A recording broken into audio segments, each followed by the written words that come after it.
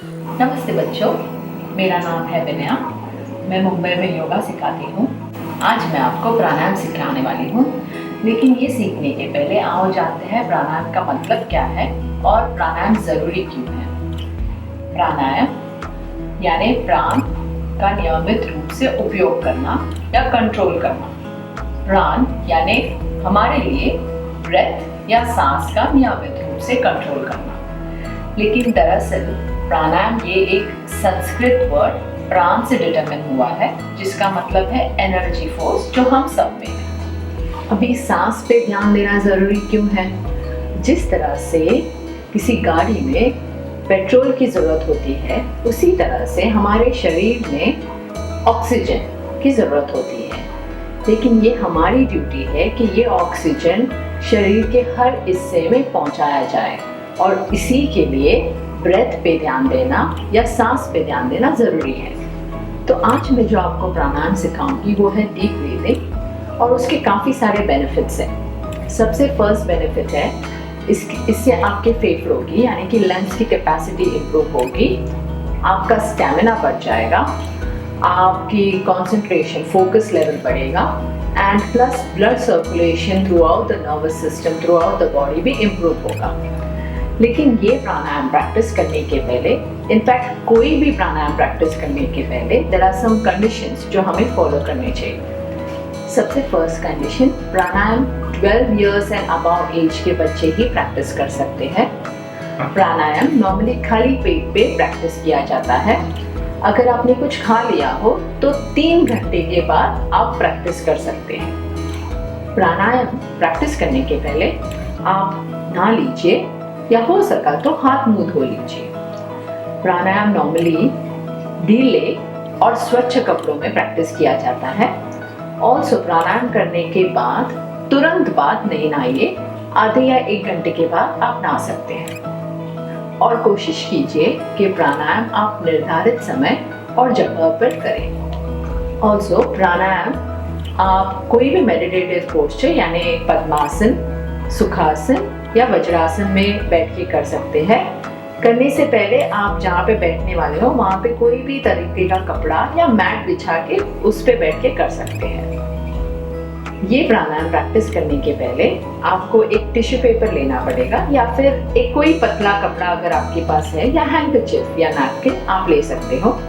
हैंकरचिफ को हम right hand में ऐसे पकड़ेंगे और इनहेल करते हुए, सांस अंदर लेते हुए और एक्सहेल करते हुए हम सांस नैपकिन या टिश्यू पेपर पे छोड़ेंगे। अभी हमें इस पे ध्यान देना है कि हम कितनी देर तक ये सांस छोड़ सकते हैं। तो मैं दिखाती हूँ आपको।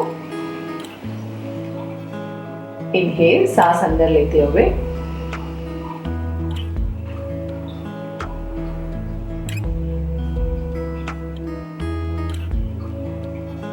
हमें काउंट करना है कि हम कितनी देर तक सांस छोड़ सकते हैं। वंस अगेन मैं आपको दिखाती हूँ। इनहेल करते हुए यानी सांस अंदर लेते हुए,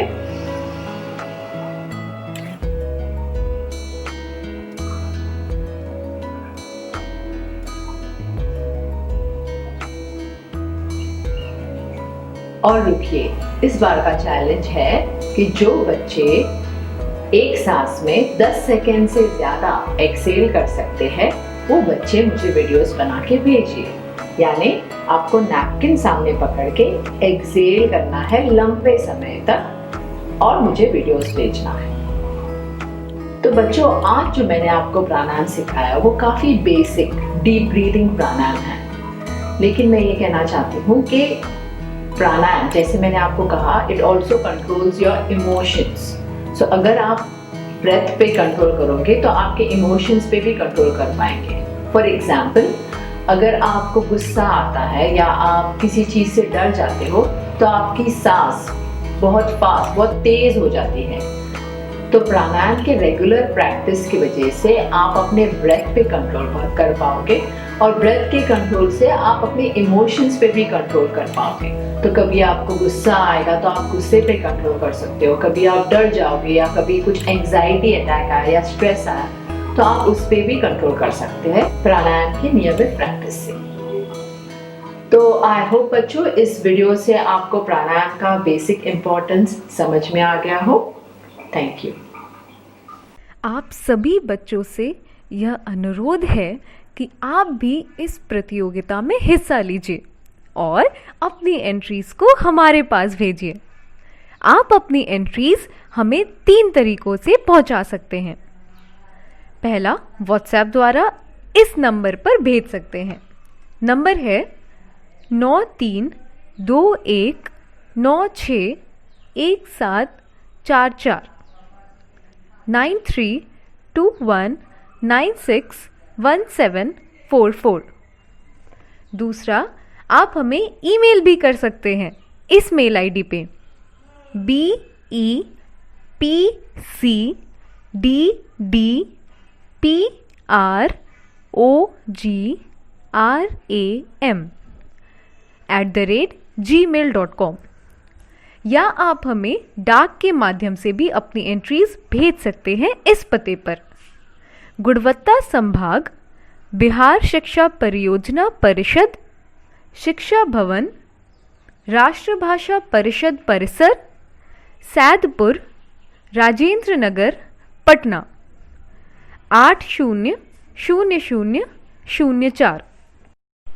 बच्चों, आपको अपनी एंट्रीज हमें इस प्रारूप में भेजनी है।